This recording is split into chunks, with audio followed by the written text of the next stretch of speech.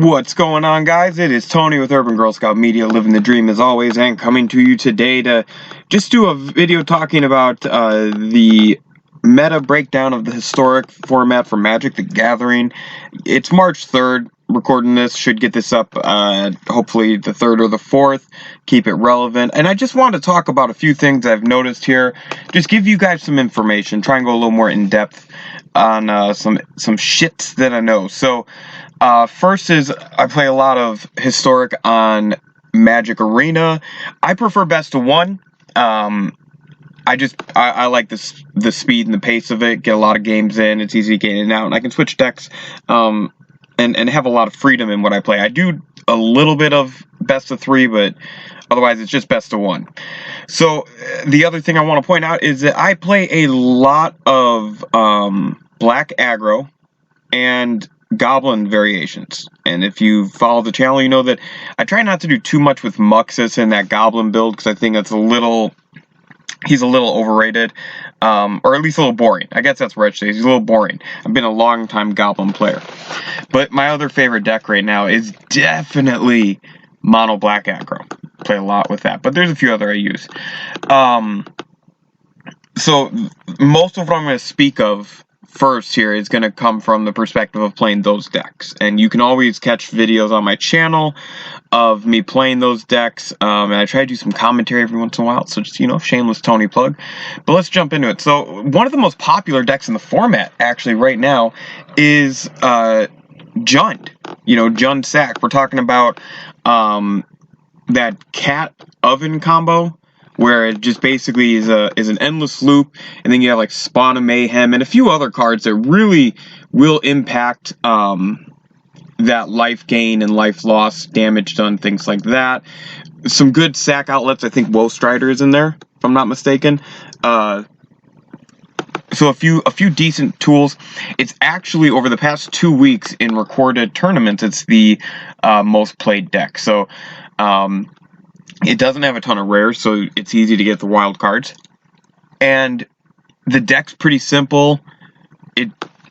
It's fairly resilient. I personally like my matchup when I have mono black and I see that I'm playing a Jund Sacrifice deck or Cat's Oven type deck. I'm okay with that because I have the hand disruption in Thoughtseize and the spot removal with a few different cards. Really, I like that Murderous Rider the most because it gives me the option of Planeswalker and of Creature. I'm willing to lose the 2 life for either one of those spells.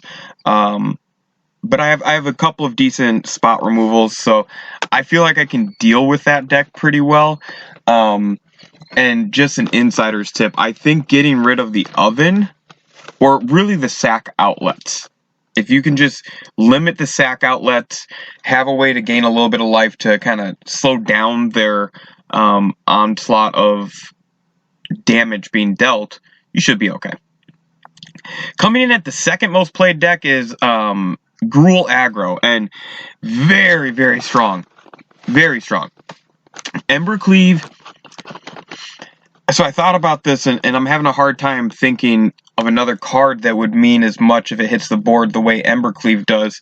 I don't think there's another card in Historic that truly impacts the game the same way as Embercleave does, or helps end the game like Embercleave. I don't think there's another card in Historic.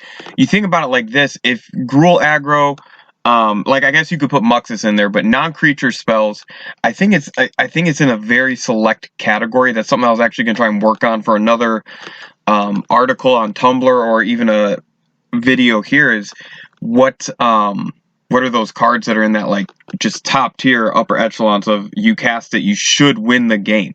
But I know some people may think I'm being prisoner of the moment with Embercleave. The thing about Gruul Aggro is that it's a very fast deck, but it goes a little wide at times with its creatures, and it can control your board with, is it Stomping Giant's ability? It's got a few tricks up its sleeve. Burning Emissary is not, Burning Tree Emissary is not anything to scoff at. That's basically a free spell in that deck. It's got some tools. So the key to Gruul is that they're going to beat you down, and then they'll attack with, in an ideal situation, they'll attack with 1 or 2 more creatures than you can block, or they will, hopefully you're not in this spot, but they'll attack you where you only have, you know, creatures you need to control your board state with, and you can't afford to block with. I guess that's a lot of information there, but those are the two that you will see the most. Majority of the format, almost 75% of the format, in fact, is aggro deck. So just keep in mind, if you're trying to homebrew, I know a lot of people like to try and do their own tweaks or homebrew or whatever kind of deck you're going to play in Historic right now. Your first 2 turns are so important. You just have to have something like a blocker early game, and that should help you get to that mid-range level. I don't know. With Euro being gone, it's a much nicer format in my opinion. That's just me. Now, let's say you don't like aggro decks, because there are those among us who would prefer to play maybe some control or combo. There is a blue-white control deck that's floating around. I personally don't care for it. It's a little too slow. It does rank in the top, I think, 8 or 9 of decks over the past 2-3 weeks. So that is really the main control option. And then the Kinnan Emery, that companion, that's a combo deck that's floating around. I've played against that. It's fun. I mean, it looks like it's a really fun deck, but not the strongest. I'm not a big combo deck fan in these constructed formats right now, but both of those decks are hanging in that top 10 to 12. So there is some options, I guess is what I'm saying. But, you know, you guys do you. I mean, that's the other thing I wanted to say is the Historic format right now, I actually feel like if you can just meet a couple of criteria pieces in your deck, not specific cards, but just some criteria. Like you have to have an early turn, early couple of turns plays consistently. You cannot be waiting until turn 3 or 4, unless you have something that's going to win you the game on those turns. But that's really hard to fantasize. I think homebrewing is still very available in this format. I really do. I don't know, like, it also depends on what success rate or goal you're going for. Are you going for, like, platinum, mythic, diamond, whatever? Or are you going for just having fun, being viable, having a winning record, whatever it is? And it's really the same thing for, I think, control decks. There is a hole that needs to be filled for something outside of that aggro scheme. Control and combo are both looking and clearly still searching. So yeah, that's what I got for you. I'm going to look into a couple of decks here over the next month. I'm going to look into the Bant Spirit aggro deck.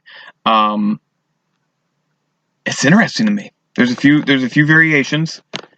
I do have a mono white angel deck and a mono black rat deck that I don't know if I'll continue to try and play in Historic. They're not that good in Historic. They might just be for casual play, but we'll try it out. Anyways, thank you guys so much. This has just been my early March Historic breakdown of the meta. I hope you enjoyed it, and we'll see you next time.